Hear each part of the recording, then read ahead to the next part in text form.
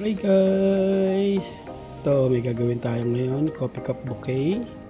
Ang napili ng customer ay kulay yellow roses. I-arrange lang natin dito sa coffee cup. Kunin natin yung tatlong roses. Ayan. Ready na, itutusok na natin. Kasamahan na rin natin yan ng baby rose.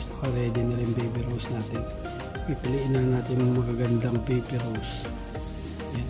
Ikat lang natin. Ayan. Tapos ilagay natin dito sa ina-arrange natin coffee cup bouquet. Ayan. Tusok natin. Ayan. Ganyan po mag-arrange ng coffee cup bouquet. Tapos lalagyan na rin natin yung mga decoration. After natin ilagay lahat ng mga baby rose. Ayan.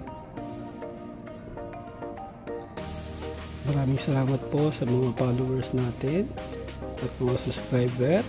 Maraming salamat po. Ito lang po ang ating pag-decorate. Lagyan natin ng wax na puti para mas maganda ang ating din-decorate. Magkaroon ng design. Ayan. Lagyan natin. Papagandahin natin siya. Ayan. Ito na yung wax. Lagyan natin yung baby rose ulit kabilang side. Ayan na po. Lagyan natin yung eucalyptus. Ayan. Para may design siya sa gilid. Ayan. Lagyan lang natin sa likod. Alas may lagyan din natin ng mga oruskos sa likod. Mga dahon.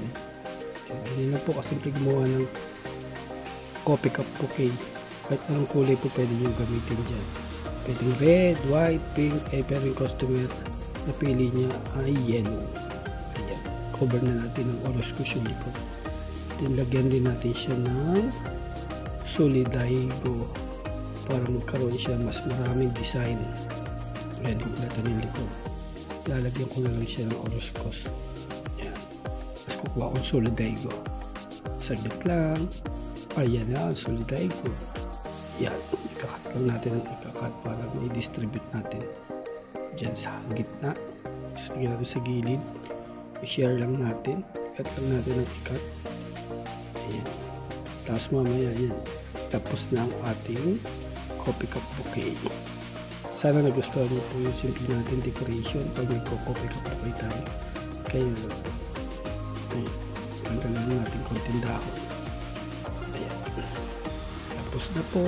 Maraming salamat po sa mga tumatapos ng video ko. Thank you so much at lagyan na natin ng magic ribbon.